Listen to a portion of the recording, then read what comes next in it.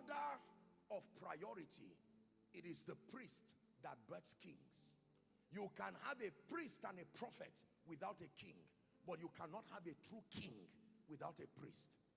Samuel never became a king, but he ordained Saul and removed Saul.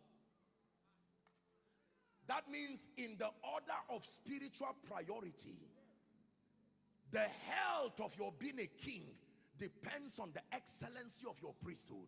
Follow carefully. That if there is something wrong with your dominion, the diagnosis is that we have to refer to your priesthood to check what is happening there. That anytime situations and circumstances do not obey you, it is not your crown that is the problem. We need to go to your altar. Shock as to why the elemental forces, why systems and structures do not listen to them.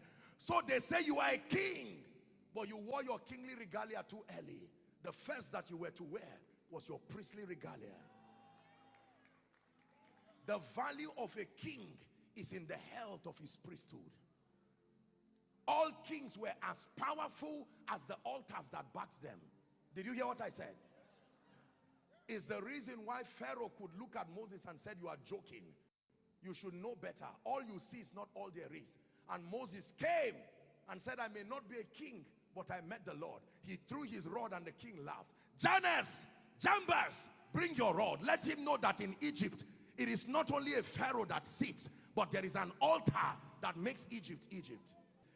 Your priesthood is a holistic capture of all the spiritual activities that make for your knowing God, your encounter with him, and your transformation.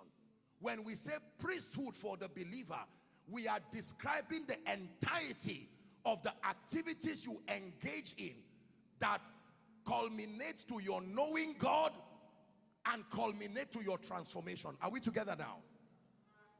When we say you are a priest, we're not talking of the one who offers burnt offerings like it were before. But now we are describing, it's a holistic capture of all the spiritual activities that make for your intimacy with God, your conformity to the image and the character of the Christ in experience, and then your transformation. The tools that make you a king are only found when you become a priest. Let me say it again. The tools that make you a king are only found in the place of priesthood. I'll repeat it one last time. The tools that make you a king are only found in the place of priesthood.